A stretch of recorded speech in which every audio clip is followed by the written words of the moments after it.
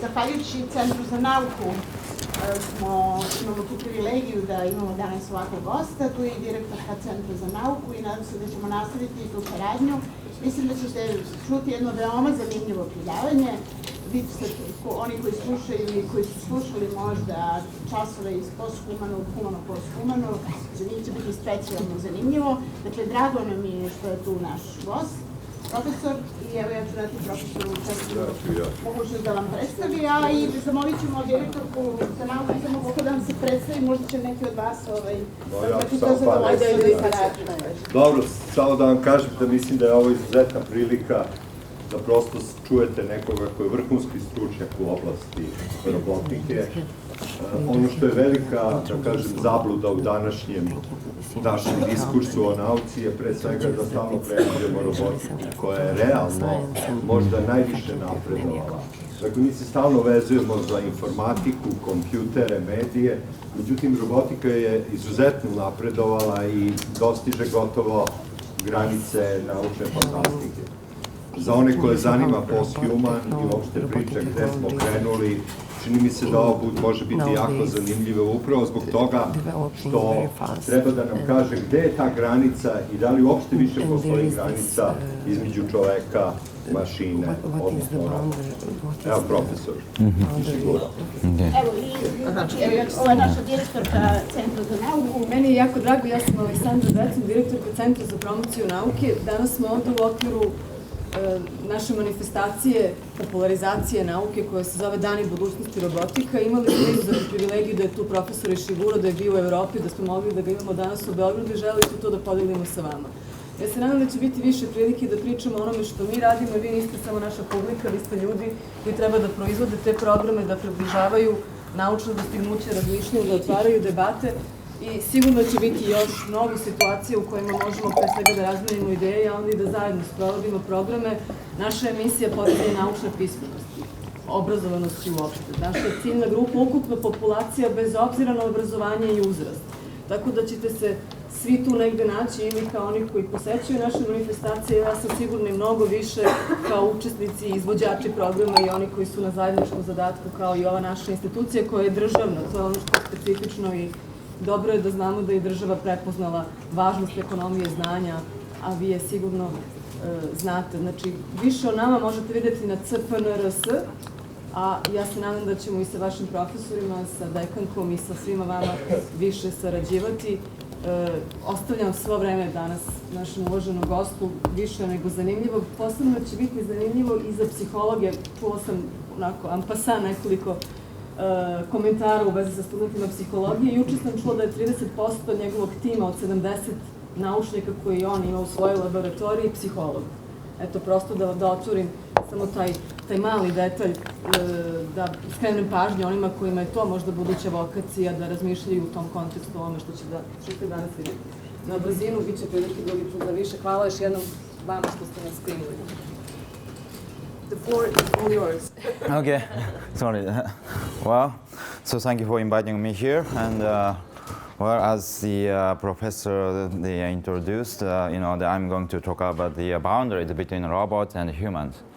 Okay, and well, I'm not sure how much knowledge you have about the robots, but I'm going to just talk about the well, there will be more, not just the general topic, but a little bit about the technical aspect of what I'm doing in Japan. So my title is Human, Android, and Medias, and I'm working. I have two appointments. I'm professor of Osaka University, but at the same time, I have my own laboratories in ATR. ATR is Advanced Telecommunication Research Institute International in Japan. This is the same as the Bell Laboratories in United States. It's very, very rich, the research institute, and I have the big group here, right? So I'm going to introduce the robots from both research institute and universities. So this is my, this is a kind of my dream, but so I would say that I'm going to develop this kind of features, right? Who knows our features? I think creators, engineers know that, right? So we are just developing new technologies, and well, but nobody knows, but the creator knows that, right? So I'm a creator, so that I will say, I'm going to build this kind of the features. Just trust me, right? And but there are strong reasons why we're going to use the human-like robots, androids, because our brain is designed for recognizing human-like stuff, and not for computers. No, not for the mobile phones. This is not ideal media. This is not perfect. Okay, but for example, the elderly people cannot use this one. The young children, babies, they cannot use this one. But they can talk to the human. They can talk to the people, right? So that is the human innate abilities. Therefore, if we have enough technology for making a copy of a human, all right, we definitely going to use the human-like robots, right? I don't have I hope everybody can agree with my opinion. Okay, and actually a couple of years ago, maybe 4 years ago, that we have already developed this kind of the robot systems that works in the real shopping mall, and actually the 4 robots are guiding people in that shopping mall, and but unfortunately, this is not fully autonomous. This is in a hybrid system. It is a combination of teleoperations and the autonomous function of robots. So for the conversation is very difficult, right? So the robot cannot talk like this. Okay, therefore, the operators. There is operators. The operator is hiding, somewhere, and they're monitoring the microphone on the robot, and then the operator is understanding the intention of visitors, and the operator is choosing the one of the robot behaviors. But once the operator selected the chosen the behavior of robots, the robot autonomously executes the behaviors, right? And 90% is autonomous. Just 10% is teleoperated. That means one operator can handle up to the 10 robots. So this is very, very practical. So just one person that can have a job for the 10 people, right?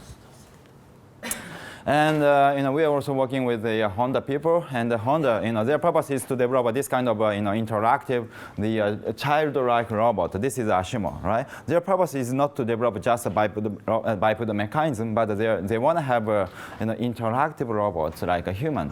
So and here, and what we are doing here is my robot, Robobee, is asking an order. Which do like a coffee and tea, right? And then the Ashimo is bringing the coffee and the teas. So if we want, we are ready for starting this kind of robot cafe. And actually, we have a technology for doing that. But the problem is, if we start this kind of a service now, it takes a cost a lot, right? Probably the price of a coffee will be maybe the 100 euros or something, right? But still, I want to say, that we are ready for starting this kind of the service, if you want. But the important thing is, the robot is not perfect. So we need to have the intelligent sensor network. The system need to know where is the robot, where is the human, what they are doing, right? So we need to have a real-time monitoring system. As you can see here, right, our system. This is a sensor network. This is a top view of the shopping mall, and so we can track the people in real time, and at the same time, that we can check the face of the people, right? And the system knows, who is happy, who is not unhappy. Okay, this is a very, very robust system, and now we are ready for using this kind of a system also, right? So if you come to Japan, you're going to see the many cameras in a public place, right? But I don't see any camera here. But usually in Japan, so many cameras on the bank and the railway stations, they're everywhere. And we are ready for starting this kind of a service, right? Be careful of this, right? The system is watching you, right? But however, the same things happens here, right? So everybody using the mobile phone, smartphones, the smartphone is always sending the GPS data to the server. That means the telephone company is perfectly tracking your behaviors. Also, the telephone company is monitoring your voice, right? No privacy in this world anymore. But always a trade-off: privacies and securities. right? This is a very, very secure system for the elderlies or young children. The system can perfectly track the young children, and even if they got kidnapped, we can quickly find where is the children, right? So anyway, it's always we have some trade-off, the privacy issues and and the security issues. But anyway, and if we have once we got this kind of a very intelligent the sensor system, that we can develop this kind of a service. So this is the our features. So we call this is the I think the right way. We're gonna have we're gonna develop this kind of system and more. Right, so we're going to combine the sensor network. This is a ubiquitous system. That probably that this word, ubiquitous system, ubiquitous computing. Right, it's a distributed sensor network, and that this is also one of the ubiquitous computing tools. Okay, so by using the computer can access to your the smartphone and gather the computer can gather the huge amount of data. So that is a ubiquitous computing, and what we are going to do is we are going to integrate ubiquitous computing and the robot. But the robot is a teleoperated robot. We cannot have an intelligent robot, right? Still, the human intelligence is a mystery, and it's impossible to have a perfect copy of human intelligence. However, we can have a teleoperated robot. Okay, right? We have internet, and it's easy to have teleoperation. So, but once we develop the real market.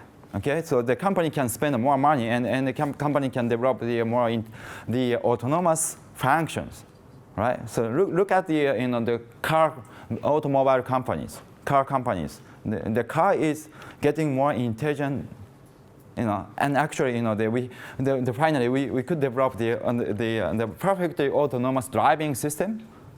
The car is quite intelligent now, right? The same thing has happened for the robot. Right? Then we're going to start from the very simple teleoperated robots, but very soon we're going to have a purely autonomous robot. Okay. So, but then we need to consider the many aspects of our robots. So now we are using this kind of a very mechanical looking robots. Right? So my question is this the ideal for everybody for any kind of purpose? Maybe not, right? Well, if we need to spend a long time, I guess, I don't choose this one. Probably I choose this one, right? So you too, right? You want to have this robot, right? And before coming here, we have discussed a little bit about that kind of possibility. He want to have, the second wife, I guess. All right, I'm sorry. Sorry. No, not he said, it's just, there's some partners, but, Well, and my question is, how much human likeness does the robot need to have, right? So that we can consider the many kinds of human likeness. One is, of course, in appearance, right? So which appearance do you like? This kind of insect-like appearance, or this kind of very human-like appearance, right? And actually, we care about the appearance of a human, right? When we meet the woman or man, right? Usually you carefully watch the face, right? Right? Nobody carefully watch the behaviors. Well, I'm not sure. Usually, face is very important for humans. Well, for example, I'm going to give you another example. So now, for example, a car. Ferrari and Porsche, it's a luxury cars. You're going to buy the Ferrari with the design, because or with the engine, which do you like, right? The design is more important usually, right? And we don't need to have so much powerful engine, right? There is no space. Okay. So the human always care about the design. Therefore, we need to seriously study about the importance of a human-like appearance. That is why I have developed the Android, and I try to understand the importance of a human-like appearance. But in addition to that, we need to think about the human-like movement, right? So what kind of a movement we have to study that, right? So for the industrial robots, our concern is very high-speed, quick movement and precise and quick movement. But and for these kind of robots, so we need to study about how the robot can have a human-like movement, right? The research direction is completely opposite. from the industrial robots. And perception, okay? So what kind of perceptions? So this robot does not have the skin sensors, but this robot has a skin sensor, this also has. And then we also have a skin sensors, For the industrial robot, we didn't study about the skin sensors, but the skin sensor is quite important for, the robot that works in a daily life. And the conversation abilities and human-like development. So we need to study about the many, the fundamental issues, for the human likeness. But these questions not for the robotics, but this is also for the human science. Okay, nobody knows the answers about these questions, right? So now what we have to do is, by building a robot, we need to understand what is a human. Okay. Because the human science, like cognitive science and psychology and neuroscience, they don't have a perfect knowledge about the humans. If they have, I will just follow and quickly develop the human-like robots. But they're focusing on the very limited function of humans. They never. Well, for example, neuroscientists, they are not interested in a human brain. You know that they are interested in a brain, right? And they don't care. Even if that is a monkey brain or animal brain, right? If that is a brain, they are okay, right? But my concern is the human brain. Okay, we want to have a copy of a human, or we want to understand what is a human, right? So anyway, nobody has the perfect knowledge about humans, but still, we want to build the human-like robots. So that means that we need to do the both, right? We need to build a robot, a human-like robot, and at the same time we need to understand what is humans. Okay, so that is my motivations, right? So, and I guess that everybody can they're sharing that questions. What is a human, right? In order to answer that, you are studying the media, the technologies, media, something, right? So because you are interested in a human, okay. Obviously, your target is a human, right? So right. So you are thinking about the human, right? The same thing is for the economics, and of course in neuroscience, and so for other. Everybody, everything, almost all, the research topics in a university, they're looking at the human. Okay, so I'm also, looking at the human, and I'm trying to answer the many fundamental questions about humans. So let me introduce a couple of fundamental questions. The first one is how much human likeness does a robot need to have? Right? In order to answer to these questions, I have developed the Android, as I said. The 2004, I have exhibited this Android in a World Expo in Aichi, and as you can see here, this robot has a completely different mechanism from the other, the robot like Honda Ashimo. This is more complicated, and I think this is the most complicated robot in the world. And as you can see here, that we could imitate the human-like facial expressions and in reaction to the human and the appearance, just face, okay. And that we have implemented the human-like subconscious movement, human-like movement. So what's the difference between Android, just the dolls, and human? That is subconscious movement. Now you are sitting, right? You never stop, right? Your eyes are moving, and head are moving, and the shoulders are moving slightly, right? That is a human. The subconscious movement of a human. So if you completely stop, that means dead body, right? I think I guess you are alive, right? Therefore, I have decided to implement two fundamental behaviors. One is this kind of subconscious movement, right? As I said, and the other is reactive movement.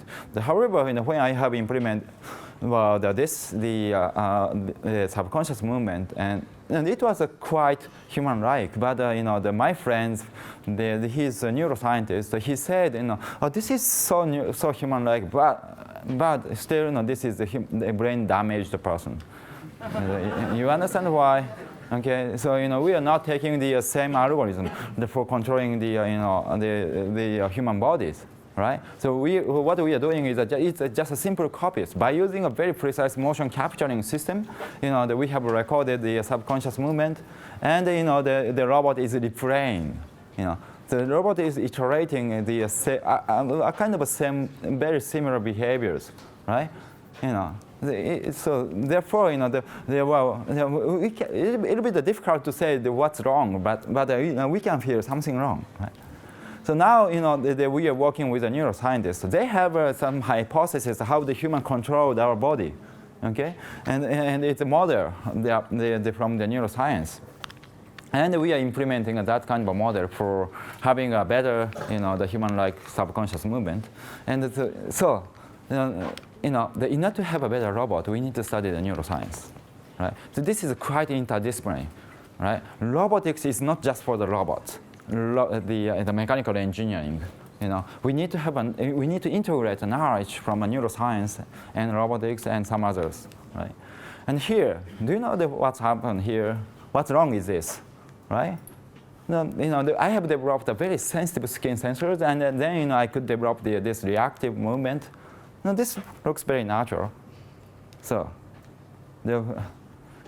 who can find the strangeness of these behaviors? Nobody? Well, maybe the hand. Well, hand is also bad, but the more serious stuff we have. What? Response time should be quicker. Well, maybe not. Response time is okay, right? But A bit stiff. Like her movements, they're not like natural and soft. well, we can improve more, but more serious, the mistake we have here. She's not one Yeah. of them No. responding. What? She doesn't look at him. Well, probably that is one of the things that we have to improve. But the answer is it's quite easy, right? If we tap the shoulder so many times, usually we get angry. You say so, that yeah, right? So we have not implemented the mental states for the Android, right? So what we can do is the psychologists, they have a model for the mental states. How the human can change the emotional state, and they have a model. That is a hypothesis. But we can implement their hypothesis into this robot, and we can check the effectiveness of their hypothesis, right? So we can verify their hypothesis by using this robot. Okay. So anyways, that is my approach, and one example. This is uncanny valley. I guess you are familiar with the phenomena. That this is a very conceptual graph. That this is from very simple robot to the very human-like robot. So when the robot is getting very close to the human, we suddenly have very negative impressions. Right? So there, we have our own hypothesis why we're going to have this kind of phenomenon. But anyway, so this is a very important phenomenon for robotics people and for the neuroscience and for the cognitive science. Right? Anyway, so we are checking this uncanny valleys by scanning the brain. Okay. And what we are doing is this is the human, the model of this android, and she has the human-like. She is a human, right? Therefore, she has a human-like movement and appearance. And this is a naked version of this android. This looks like a robot, and the robot, that we can implement the robot-like movement. Right? So the robot is not uncanny, and the human is not uncanny. But if we have Android, it has a very human-like appearance, but robot, the movement is jerky like robots. So that is quite uncanny. Right? Then we can know which brain part is contributing for for distinguish the human and others. And which brain part is feeling the uncanniness. Right. So this is the collaboration with the neuroscientists. Anyway, so we call this the framework Android science. Right? Android is a technical term from the engineering, right? But science is a science, right? This is a combination of engineering and science, right? Anyway, so in my group, around 70 people are working.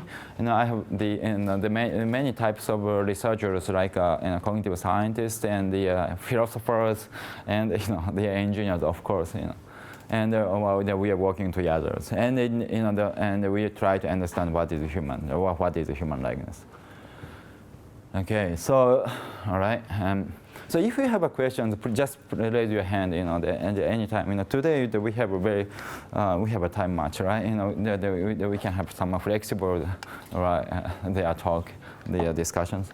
So okay, let's get into the second questions. How much the intelligence can the Android have, right? So actually, our intelligence is quite situated. If we carefully choose the situation and the purpose, the Android will be autonomous. Okay. I think it's better to turn on. We are looking for some application areas for the Androids, and well, actually, what I did is, I have developed the Android for the storyteller. The storyteller, the comic storyteller in Japan. The Japanese name is Rakugo. This is a very traditional the play, and he's a professional, and he's the national treasure, very very important person in Japan. But he got old, and he cannot play anymore. And then his families and his sponsors and I discussed the possibility to keep his professional work forever. And our idea is to build Android, okay? And we could build this Android, and now he can he's using wheelchairs, and he cannot stand up, and he cannot talk anymore. But with this Android, he's ready for die, right? That we can keep his professional work forever. So, I'm very serious. For example, my case, so this week I'm traveling in Europe, right? But when I got the offer from the invited talk in Japan, I have my own copy, and my copy was the giving a talk in Japan. The same things, right? We can have a much better freedom, right? If we have a copy, right? Why don't especially with the professors, you don't need to come to the university anymore if you have a robot, right? Right? So your role is just to give a talk like this, okay? In Android is enough. Right? The same things happen for the students. You are just sitting in a chair. Your case is much easier, right? You are not doing anything, right? You're just nodding, right? And sitting. And it's easy to replace with you and you with Android, right? Why don't don't buy the car. Right? The Android price is about 100,000 euro. A little bit expensive, but it's possible to buy. Don't buy the Porsche and Ferrari. Right? Please buy Android, and much safer. Right? Okay. So and another activity is show windows. What is the ideal show window? The role of a show window is to show our elegant future life. But what we see in the show window is the mannequins. You're gonna be a mannequin in the future? I don't like to be a mannequin, But the Android is better. This looks like a human, right? Okay, so that actually we have installed the sensors and the reactive behaviors and this is I'm not sure the Valentine days. It's a day the female they give the chocolate to the male, right? Okay, Saint Valentine's, and this is the exhibitions in Saint Valentine's, and the situation is she is waiting somebody, and she was very human-like, and she took we have prepared the more than 60 behaviors for waiting. And and we have carefully controlled the emotional state of this Android. This was this Android was so human-like, and at the same time, eventually, we played with the tweeters. And you look at here, she has a smartphone, right? But this is a joke. But actually, I was tweeting instead of her. But within 10 days, we got the 1,200 followers. So now I want to ask you, the students, and how many followers you have, right? She has 1,200. How about you, right? If you don't have more than 1,200, that means your presence is weaker than this Android. This is much better, right? And I now strongly recommend you become Android, right? And then you can have a much more stronger presence in this world, right? And actually the five guys said, I love you. How many girlfriends you have? right? She has 5 boyfriends. All right. Anyway, so well, just access to the web, and you can download many videos from the exhibitions. The keyword is Geminoid and the show windows. Right? She was waiting. Right? Well, at the same time, I got many crazy people. So some of them, every morning, they came to see the Android, and they're sitting in the front of Android maybe 1 or 2 hours. They never move it. Well, anyway, so that is not so bad. The stalker, the crazy people was, deploying the particular persons. She got the stalkers. How many stalkers you have? All right. So anyway, so now what we are doing is we are try to make the Android idol. Right? Idol is easy, I guess. What is idol? The role of idol is just sitting and give a smile and sing a song. So here, she's singing a song in Hong Kong, right? This is another, exhibit in the biggest shopping mall in Hong Kong. Well, so I just turn. Right. She's singing a song, and she's a kind of idol. She became very, very popular within 2 weeks in Hong Kong. Right? She got many, many fans. Right? Now, it's a time to replace the human idol with the Android. Android never complains. Right? Android never get old. Right? So you don't need to worry about your age. Right? Just use your Android. Right? And so women spend the many hours every morning for the makeup. So this is much better, right? And the same things, we can say the same thing for the men, right? What are humans doing? At least you don't need to have idol, and we don't need to have, for example, the newscasters. If we use the Android, the Android newscaster never take a mistake, right? Right, anyway, so I think that is a possibility. But however, right, the Android cannot have this kind of face-to-face communications, right? And it's very difficult. So can we develop the Android that talks like humans? Unfortunately, it is impossible. However, if we teleoperate, if we develop the function for the teleoperations, it's possible, right? And this is a combination of that kind of Android technologies and the teleoperations. So actually, the operator is just watching 2 monitors and talking, right? And the computer is sending his voice. And actually, this is myself, and this is my Android. This is not myself, right? No, don't confuse, right? This is Android. This is myself, and this is the visitors, right? All right. Anyway, so but this guy was teaching, was giving their talk in Japan this week. Right? Well, and what I'm doing here is I'm watching 2 monitors. One is for the visitor, one is for the Android, and I'm just talking, and this camera system is tracking my face.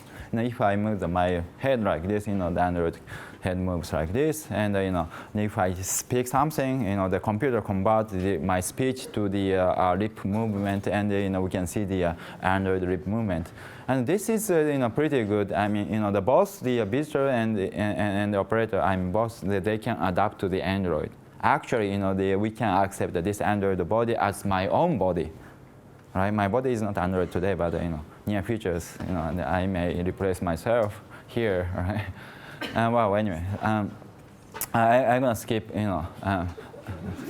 So here, what we are doing is, how the operator can adapt to the Android bodies, right? And if we put, actually, he is accepting this Android body as his own body, right? This is quite annoying, but something more than that, right? So the operator is feeling, we can have a very strong virtual feeling to be touched. Okay, let me give you a more interesting the example. I'm not the best operator for this Android. This is my copies, but I'm not the best operators. Best operator is, for example, my secretaries. I don't know my behaviors. Do you know your behaviors? Probably you don't know that. But your wife, your family members, your friends, they know. Okay? Therefore, usually the best operator is some other people, right? And honestly speaking, the female is much better than the male for the operating this kind of robot, because the female is, they're very good for adapting to the different bodies, right? Female likes to have dressing and make-upping, and every day they're adapting to that little bit different themselves. So and then here, right?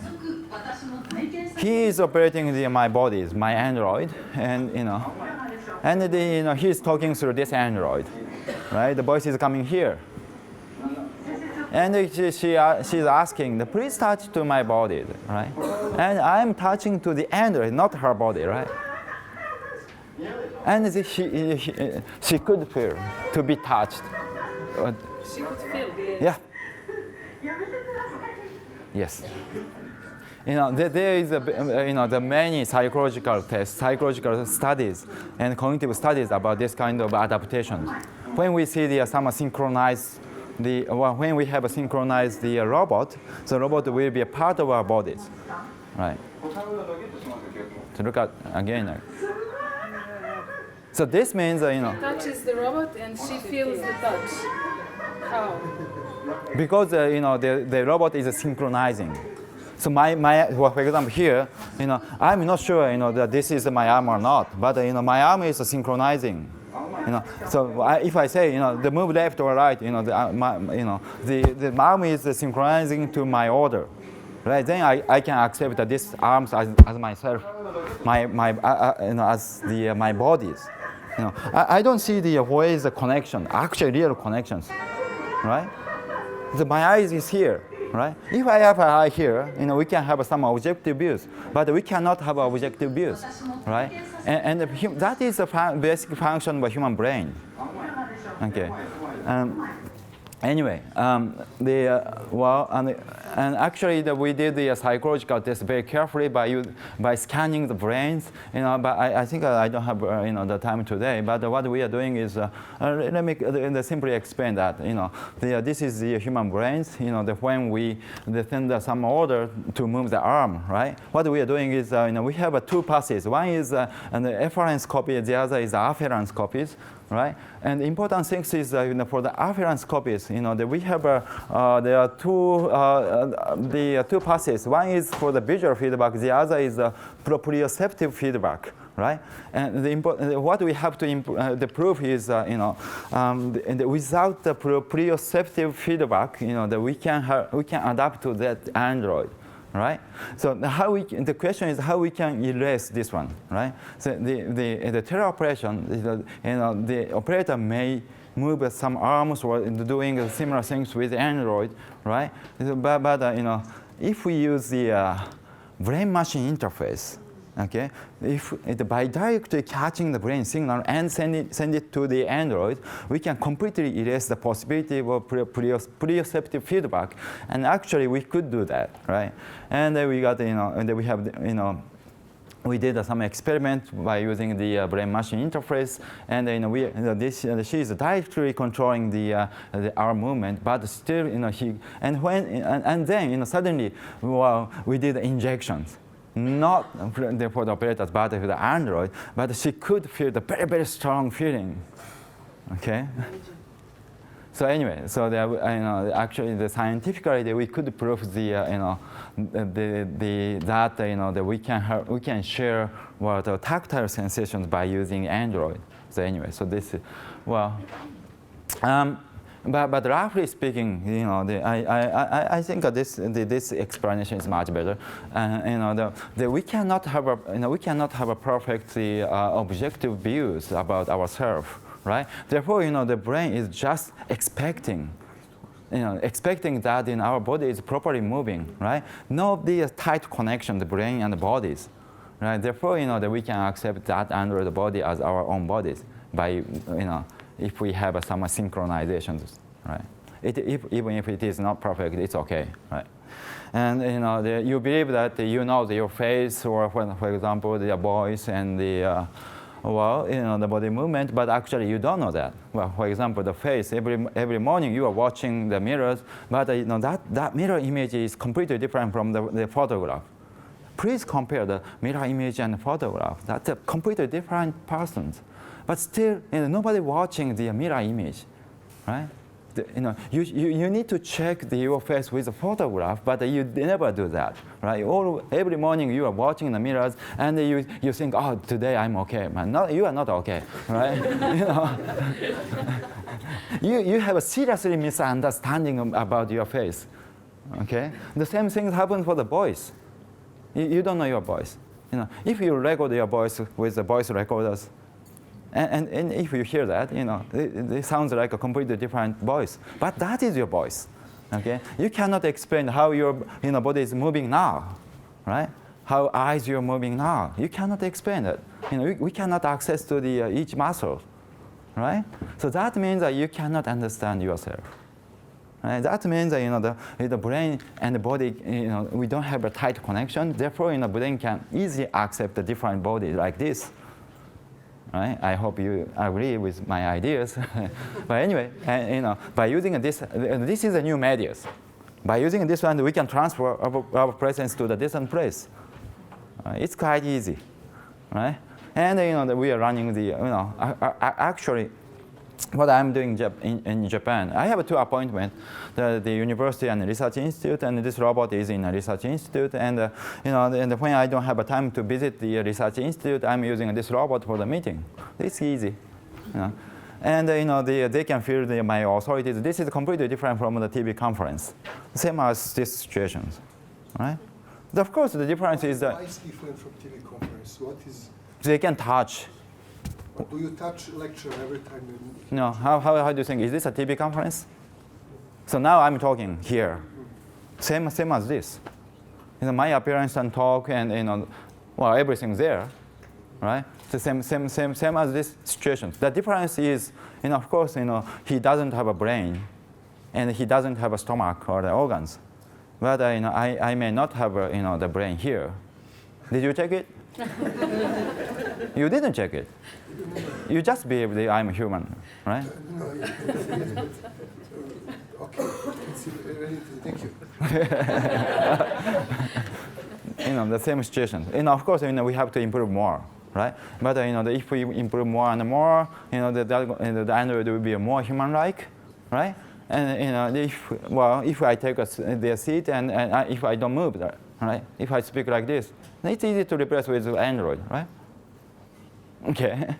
But someone is teleoperating the meeting, right? Someone is teleoperating for the meeting. yeah. But this depends on the situation.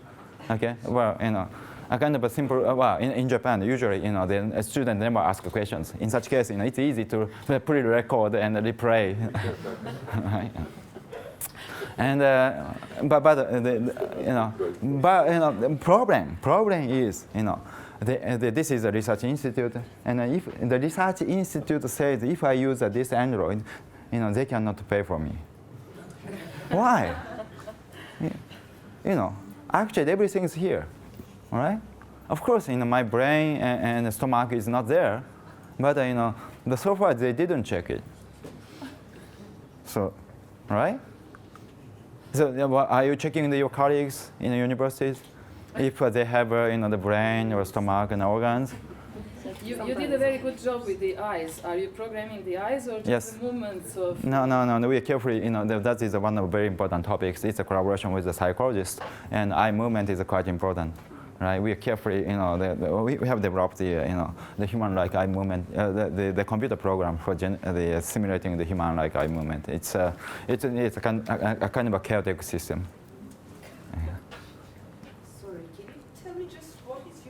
Actually, when will you be satisfied? When will be the end? No, endless.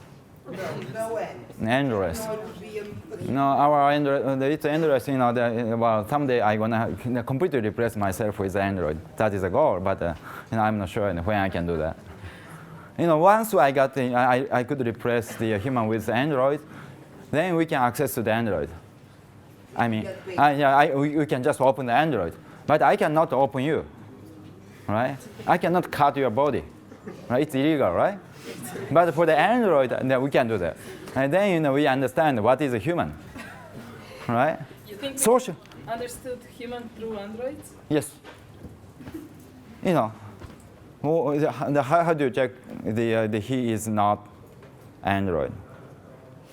Very hard. Very hard. If he is an Android, right? You believe that he is a human, right? And at least socially accept everybody, he is a human, right?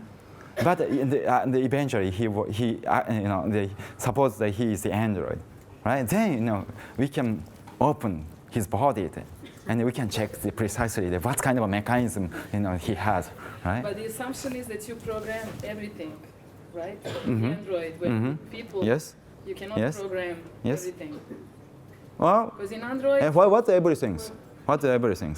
whatever you want Android to do, you have to program it. That means that you need to have an outcome. The idea of the final outcome. Is it? I mean, how can you? No idea. You cannot program human in that way, Why? Because of the evolution. Why? Evolution is just a process to develop the computer program. We have, for example, we have, evolutionary programming technologies. Yeah, but you cannot predict behavior of humans. You have to say that. You really think so? Yes. Well, you have a small. No, we have a random noise. If we implement the biology, okay, I'm going to show you the difference. Okay, it's going to be a very long talk, but okay, I'm going back to your questions later. Okay, how we can simulate the real human. Okay, so this is just a teleoperations, but your question is, is there any possibility to make a perfect copy of humans? Human functions. Okay, I'm going to answer to that question later. But anyway, so by using this Android, we can exist in a distant place. This is very, very, useful. This is much better than the airplane, right? You don't like to take, the long flight, like 10 hours, right? But and if you have Android, you can just send Android to the foreign countries, and then you can share, some, the experience there, right? This is much better than the airplane, I think. And new medias, much better than the mobile phone, right? So this one just transmits the voice to the distant place. But by using this one, we can transmit our presence to the distant place. Hologram then could be. What is the difference between hologram and Android then, except of tactile? Tactile is very important, but and we cannot have a perfect 3D vision. But this is a perfect 3D vision, okay? And the appearance is 3D appearance is quite important for the humans. We can easily distinguish which is which, and we can easily this Android has a much stronger the human-like presence, right? So but I would say the tactile the sensation is, and the 3D visions. These two things are almost everything. My question is, what is the other important things? Of course, the voice is important, right? But for other stuff, right? Emotional interaction. You can have. I'm very sure, you love the Android, the female Android. Why don't you try first? But anyway, when I had the conference with this Android, the best memory was the interaction with a blind person, okay? And someone say this is a kind of extended TV conference, but it's totally wrong, very, very different. We cannot share the tactile sensations by using a TV conference, but we can do this, with this Android, right? And we did the field test. We used to use the Android in real cafes. The Android was sitting in a corner of a cafes, and we spent 3 weeks, and we checked the people's response. And half of the people, they couldn't become aware of this. The Android is here, right? But another half of the people, they could find something wrong. And I was in Japan. This is Australia. The next countries and I just teleoperated. The daytime I was teaching in a university, and nighttime, they were teleoperated this robot, right? And even if they found that this is Android, once we start to talk, we could be a friend each other, And I didn't have a problem, and you know, that we could have a pretty good discussions, right? I could enjoy very much, right? So, and Japan, that was in Vienna, or that was in Austria? Austria, Linz, and I was in Japan. Do you think that people connect to human, like robots, more easily than to Yes. robots? You know, sometimes, you know, the human has a very strong presence. So my case, you know, students say, you know, the real professor is too strong, right? But, you know, the Android is a little bit, you know, Android presence is, honestly speaking, is a little bit weaker, and that is much better, right? You know, You don't have like, it's a fake people no. think it's a fake? No, everybody knows that is the Android, but still, you know, subconsciously, their reaction is, you know, and it's the same as to the human. You know, we did well, for example, the eye movement, you know, and if we compare the eye movement, and when we watched, okay, we did many psychological tests. So our test is, you know, we have compared how, you know, the visitor observed the robot-like robot and the very human-like android and the humans, right? And human and their eye movement is identical to the humans and android, but completely different for the robot-like robot, you know. So, and actually, you know, it's very difficult to touch to this android, even if I say, you know, it's okay, please touch to the android, but you hesitate. Right? That means that subconsciously, you know, you accept this human-like robot as a human. Of course, you know, consciously, logically, you know that this is not human. Right? There are many small differences. But with a robot, you know it's a robot. But you cannot touch to the end. You know, you hesitate to touch to this robot. You know. But if you don't hesitate, you know, you should go to the hospital. Right? And but anyway, so. And there's some crazy people, they don't hesitate, you know, right? But they have some, you know, some mental damage when they were young. You know, I'm very sure, you know, we can check that, right? Usually, you know, the human has a very strong innate function, you know, to feel the human likeness from the human-like appearance or movement, right? We are very sensitive. But some of them, you know, some of the people, they don't have that kind of a feeling, and they don't feel the uncanniness. Right? Then, you know, they're gonna have some serious misunderstanding about the humans, you know. Well, anyway, yeah, we can check that kind of, you know, the disabilities, mental disability of humans by using this Android also. That is another possibility. So anyway, so this is the scene, you know. So again, I want to ask you, what is this? You know, this is a cafe, and this is Android, right? But, you know, and actually, this is a kind of a big speaker, right? Speakerphone. I'm in Japan. So my question is, can you use a big speaker in a cafe? You know, it's a good manners in this country. In Japan, we cannot use it. You know, even if, you know, it is a mobile phone, we cannot use the mobile phone in a public place. But, however, you know, if we give this appearance to the mobile phone, or speakers, you know, we can use it everywhere, right? That is, you know, the strong meaning, the important meaning of a human-like appearance. You know, we are quite sensitive to the human-like appearance.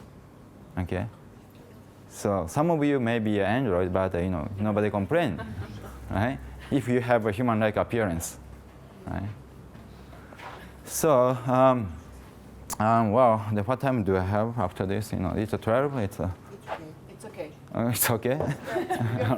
All right. May I have another 20 minutes or something? Okay. So what is the human identity, right? So that is a very serious question for me. Actually, why I'm here today? Because I have developed the Android, right? So who has my identities? My Android or myself? You know, if I don't develop the Android, did you invite me? Are you interested in the naked myself? No, right? You are interested in Android, my Android. You know?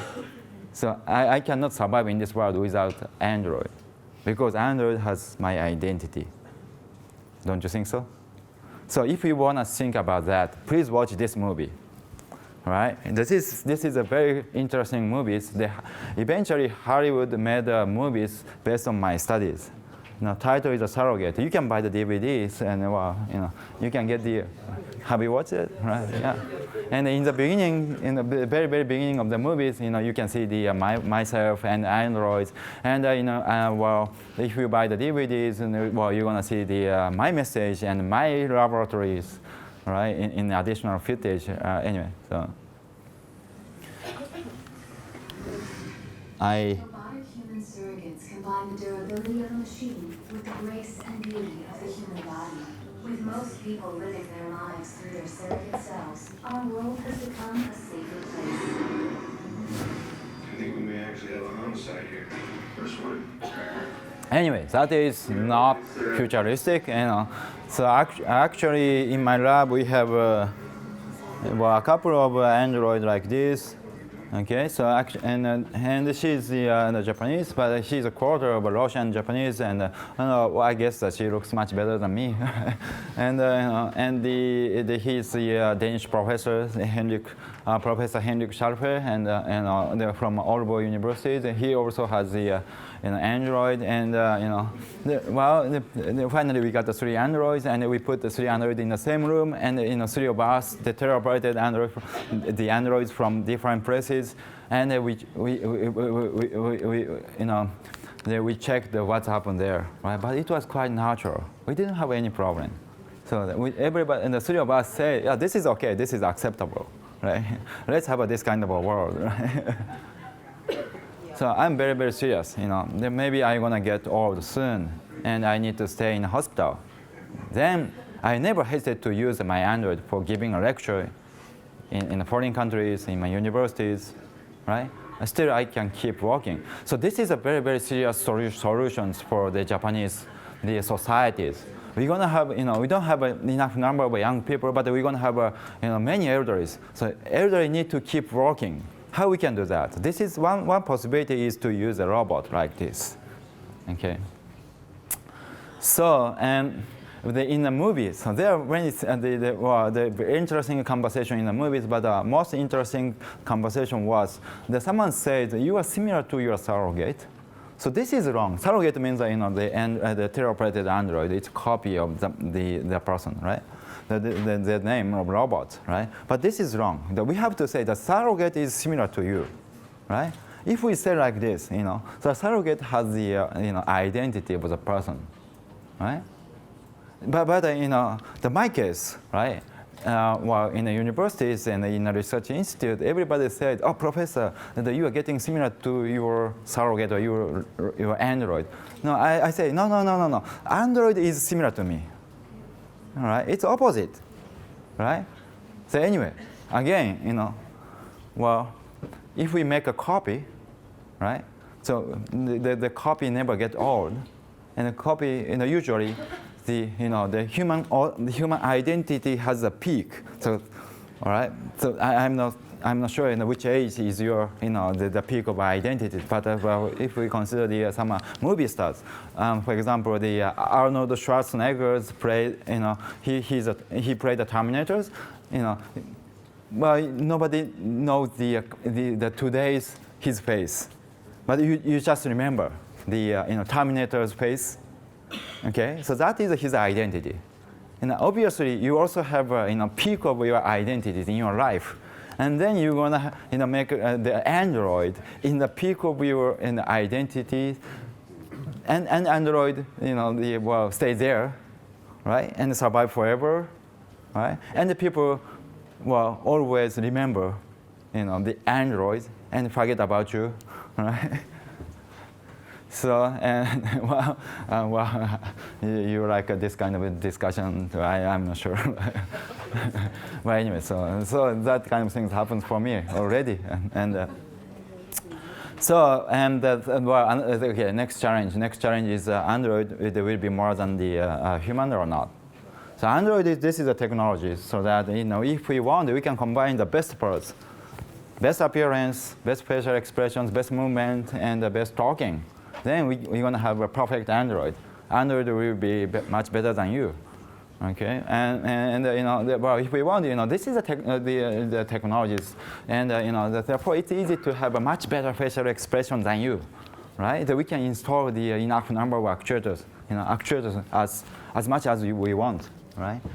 And you know, this is just an example, you know, and if we carefully design, well, you know, this looks like a soulful and crying Android, right?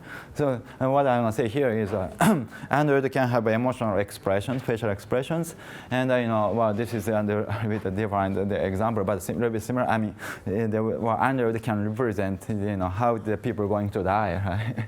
You know, when we turn off the switch, you know, this is pneumatic actuators and powered by air, right? So that, you know, when they turn off the switch, you know, the air is going out slowly, and Android is moving right down slowly, and it's very, very, you know, the human-like. We completely forget about that this is the, you know, the Android. Everybody think, oh, the human is going to die. Very strong. Why this is so scary? Because you see the, you know, the human likeness here, right? So uncanny bodies, you know, if the, it looks like the robot or the completely different from human, it is not uncanny, right? So uncanny means that it's very close to the humans. This is very close to the human. Therefore, you know, this is scary. How about this? Very, very scary, right? You may have this kind of, you know, the sculpture, you know, and after taking off your skin, that is a possibility, right? Actually, this is, you know, but don't take this one. You know, this is confidential, right? But look at I love this one. You know, this looks like me, right? This is not myself. This is Android. Sorry. You like this talk? Are you okay? All right. Okay. Anyway, so and you know, my purpose is to have you know, the perfect humans, you know, by using these technologies, and I have selected the much better face, and she's much better than me, and, you know, more beautiful. And then, you know, the problem was the conversation, the talking, how we can implement the perfect talking. So in order to do that, you know, we have implemented, we have developed the Android theaters. So now this theater is very popular in Europe. Last year, we came here, I mean, you know, European countries like Paris and Toulouse and the Palermo and the Belgrade. You know, we have played this Android theater in many, many places. And, you know, and the two important messages. We don't need to have the human actor and actress anymore. Right? It's easy to replace with Android, right? And actually, you know, well, we don't, well, you know, the actor and actress, they are same as the robot, right? So directors, you know, they're robots for the directors, right? You know, he's Oriza Hirata, you know, he's a very, very famous theater directors in France and Japan, you know. And he got a big success. And he says, you know, at least half of the actor and actress is going to be robots or androids. Which means that the engineer was choreographer in a way. Well, probably.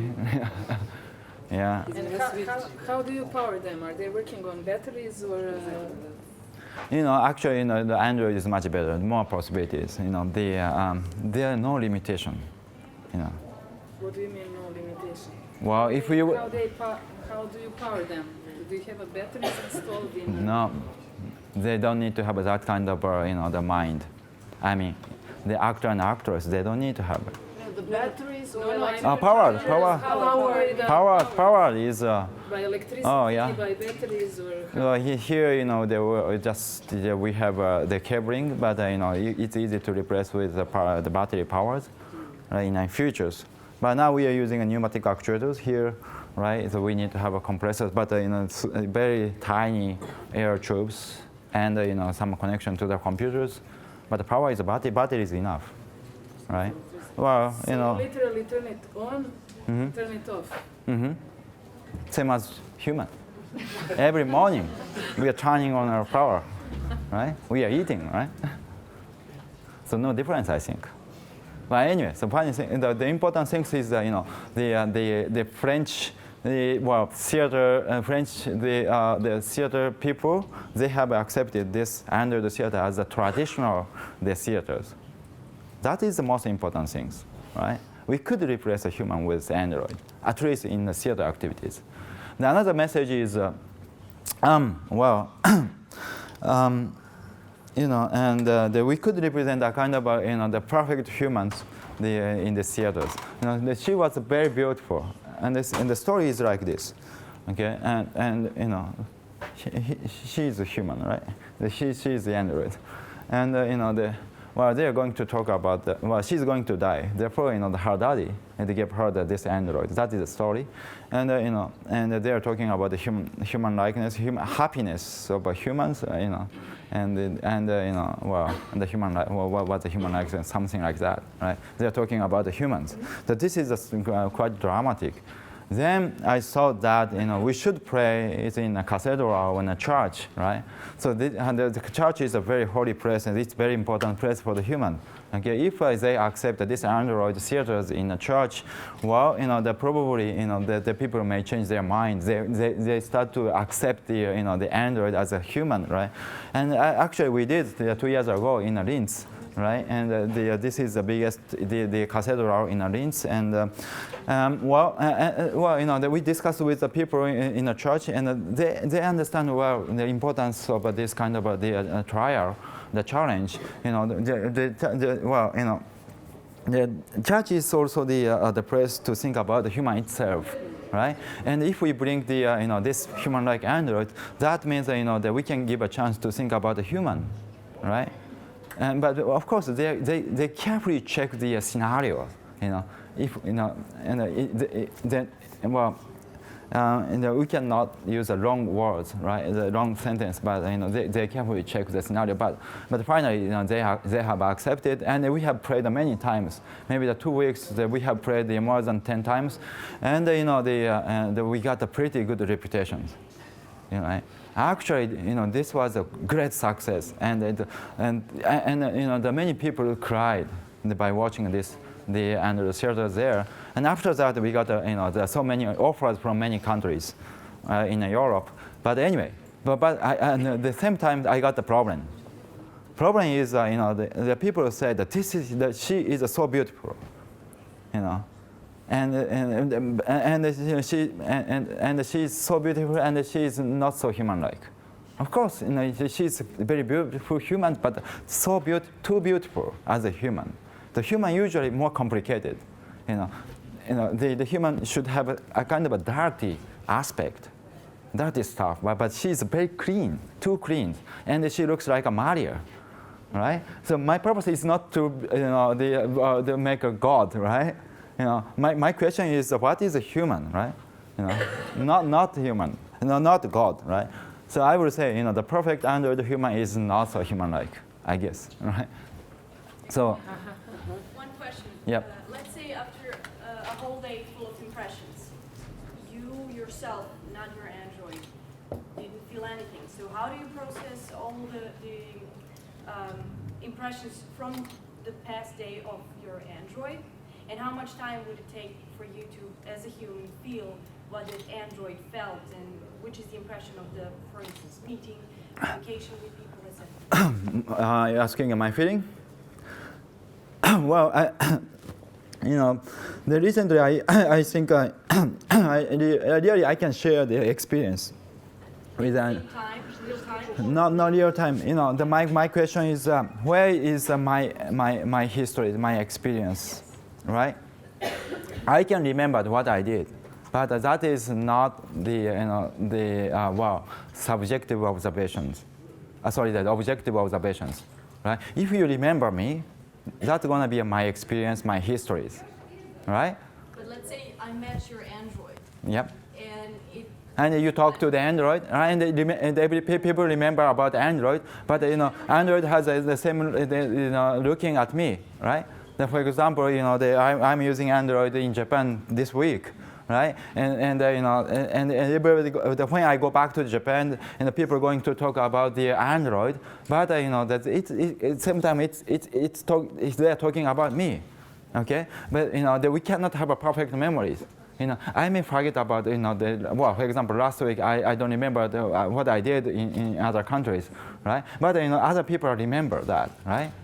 So the android is actually not storing some data and impressions from the No, we are just sharing. We can share that. I can enhance my experience, right?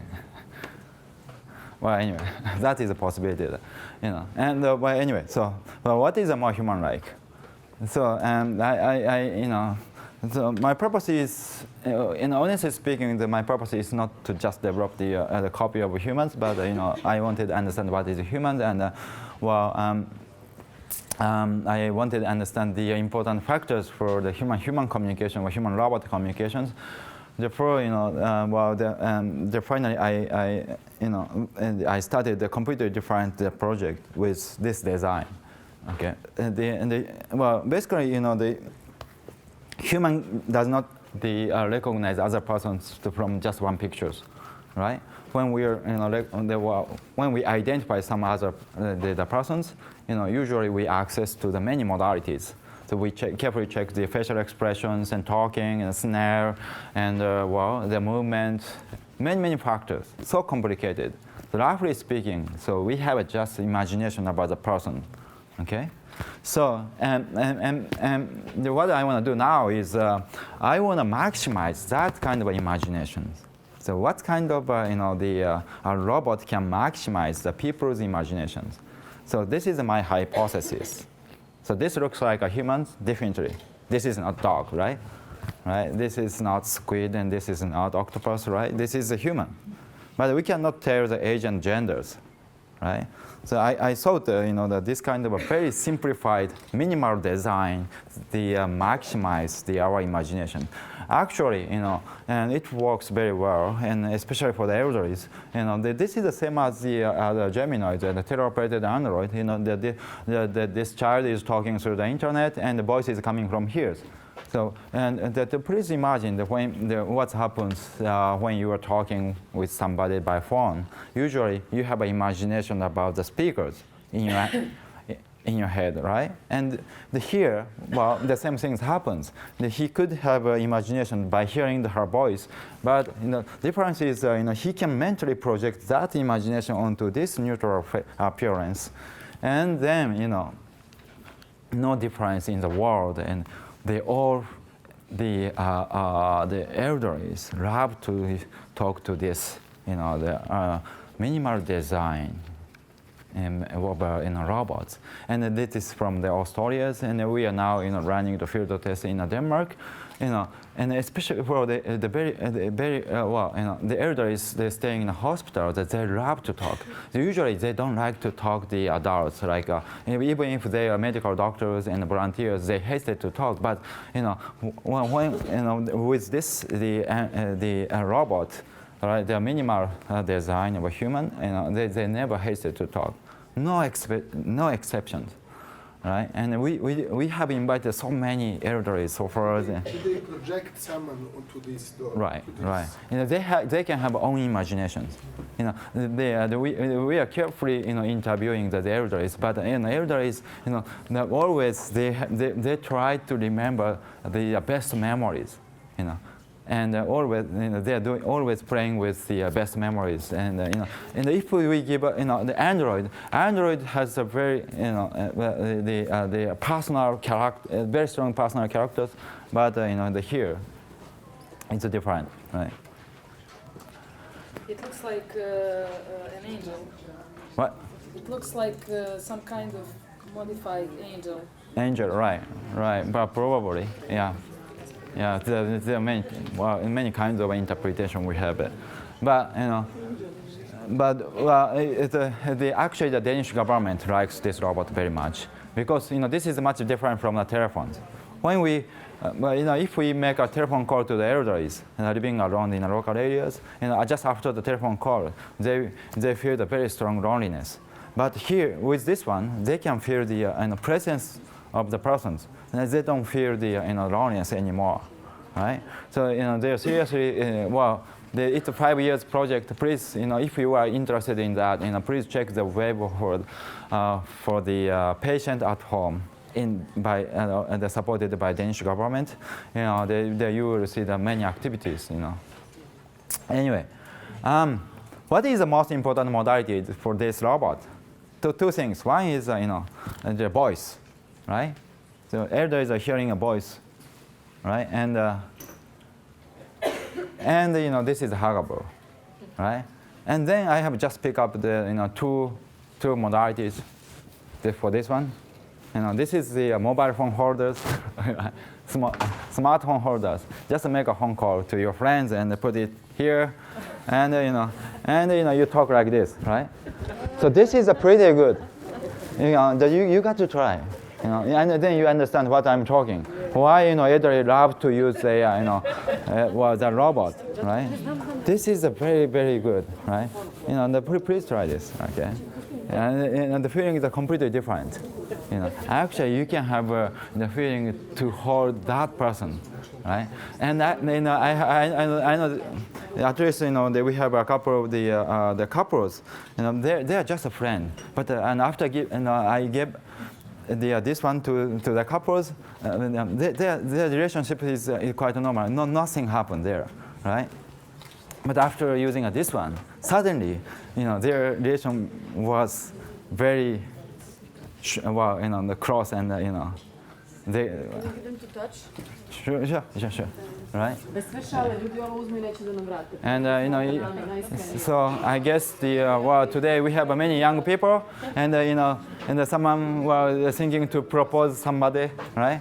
So please use this one first, right?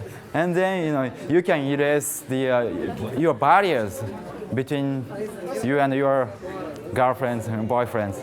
Right? Okay, so and this is much better. Just make a phone call to somebody and put your smartphone into the pocket, right? So anyway, this is another version of this. Here we are simulating the heartbeat also, right? And then here, what is this? This is a smaller version of the. And now you are using the mobile phone, the smartphone like this, but this is not so smart. This is much smarter. Actually, what is this? This is the real smartphone. Well, today I'm just bringing a model because that this is not so good for the international roaming, but now the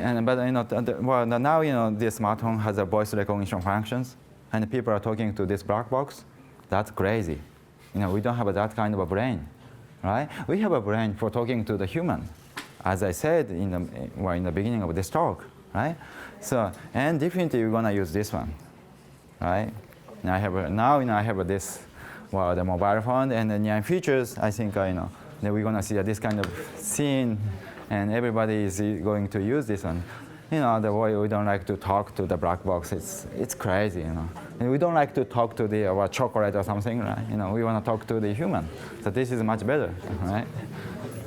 So anyway, and we are ready for the selling the product, and just wait. You give me a couple of months, and So this is the newest version, and this is very close to the real commercial products, right? The problem is, suppose you give this one to your girlfriend, right? It's okay, the girlfriend can feel your presence in her hand, but the ones you decided to separate, right?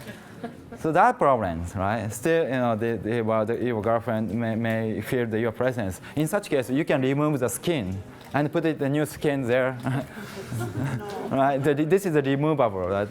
And then you can have another girlfriend, a new girlfriend, the new boyfriend or something, right? Anyway, so that is a possibility. So anyway, I think I have spent much time, but I started my project from by copying the real human, the existing person, and by developing the very human-like android. But finally, I reached to this, the minimal design of humans. That means the appearance is not so important. Okay, what is more important is that someone said heart or mind, right? But in order to check it, I am working with working for the under the theaters and the robot theaters, But the funny thing is, this is a very simple computer program. But everybody say, that they can feel the human-like heart and mind from this robot and Android, right? This is a very simple computer program, right? With a very, very simple computer program, we can easily imitate, human heart and mind. right? So, nonetheless, we believe the human is different from the robot. What's the fundamental difference? So that is a biological fluctuation, right? Principle is completely different. If we compare, supercomputer and the human brains, probably the performance is similar, but the energy is completely different. The human brain requires just 1 watt for thinking, right? But the supercomputer requires 50,000 watts. Why we have this kind of big difference? Because the computer is suppressing the noise, right? In the molecular level, always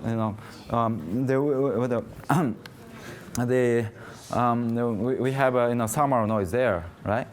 The biological system always utilizing the noise, right? Noise is the fundamental, the movement for everything, right? But for the computer, we are spending a lot of much energy and suppressing the noise, and we are creating the virtual world, right? So therefore, the computer requires so much energy. But the biological system is naturally utilizing the thermal noise and the biological fluctuations, right? The principle is completely different. So now this is a project with a biologist, and the biologist they're developing the computational model for the biological systems. And roughly speaking, we can say like this, this is a traditional control theories. This is a model-based control, but this is the biological principle. And actually, the biological system is utilizing both the model-based control and the noise-based control. And according to the situations in the biological system is making a good balance. Try to good balance the model-based control and the noise-based control. And let me give you just one example.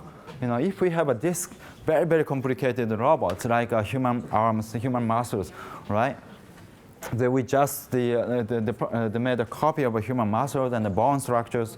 We cannot apply the traditional control theory to this robot.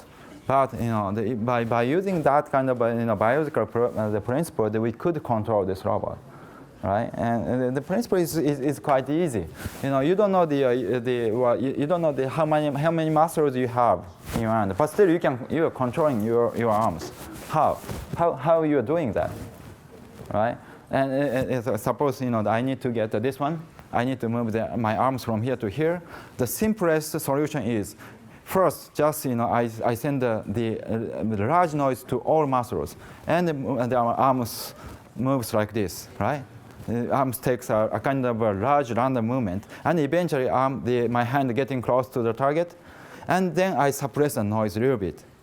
Okay, and eventually, my hand gets close to a little bit, getting close to the target a little bit, and suppress the noise a little bit, right? So this is the noise-based noise control, the idea to control the noise. So that is most important the biological principle. And according to that principle, we are also imitating the babies. The hair, right? And just after the born, baby is taking the huge random movement, but just after a couple of weeks or the less than 1 month, the baby gonna fix the some elemental behaviors, right? Baby is also taking the noise, utilizing a noise for identifying the elemental behaviors. So we are simulating that kind of human developmental process by developing a very, very complicated robot here. So, and probably someday we may build the artificial humans. I'm not sure you agree with these ideas or not. So we are very crazy and crazy for the technologies, and we never stop to develop new technologies. Then what is the remaining things for the human after replacing the body with the machines? So that is the meaning of technologies. Right? Always we are replacing the human ability with the machines, right? And we try to see what is the last things. So that is a way to understand what is human through the technology development. Okay, thank you very much.